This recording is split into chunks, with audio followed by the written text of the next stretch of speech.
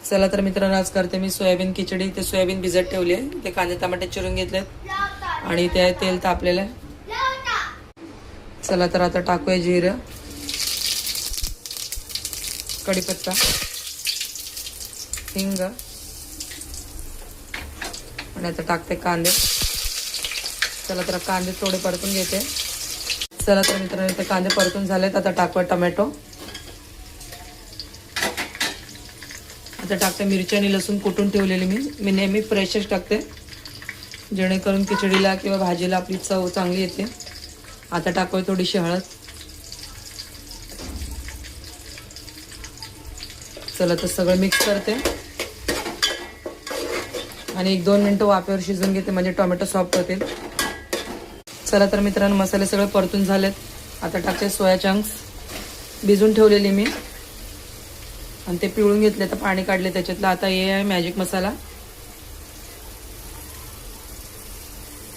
चला आता मिक्स करून घेते।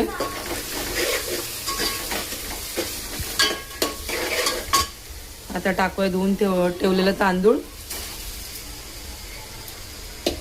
आता टाकते गरजेनुसार पाणी। चला तर मित्रांनो, आता टाकते चवीपुरतं मीठ।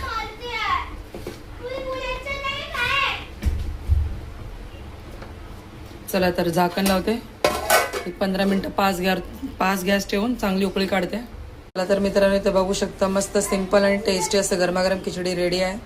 तुम्हाला जर माझ्या रेसिपीज आवडत असेल तेवढं लाईक करा, शेअर करा आणि सबस्क्राईब करा माझ्या चॅनलला, आणि जास्तीत जास्त शेअर करा। चला तर मित्रांनो, आज करते मी सोयाबीन खिचडी। ते सोयाबीन भिजत ठेवली आहे, ते कांदे टमाटे चिरून घेतलेत आणि ते तेल तापलेलं आहे। चला तर आता टाकूया जिरं, कढीपत्ता, हिंग आणि आता टाकते कांदे। चला तर कांदे थोडे परतून घेते।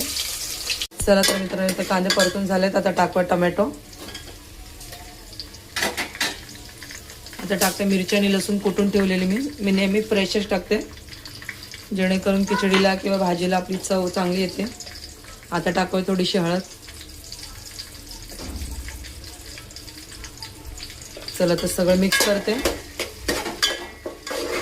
आणि 1-2 मिनिटं वाफेवर शिजून घेते, म्हणजे टोमॅटो सॉफ्ट होतील। चला तर मित्रांनो, मसाले सगळे परतून झालेत। आता टाकते सोया चंक्स भिजून ठेवलेली मी आणि ते पिळून घेतले, तर पाणी काढले त्याच्यातलं। आता हे आहे मॅजिक मसाला। चला आता मिक्स करून घेते।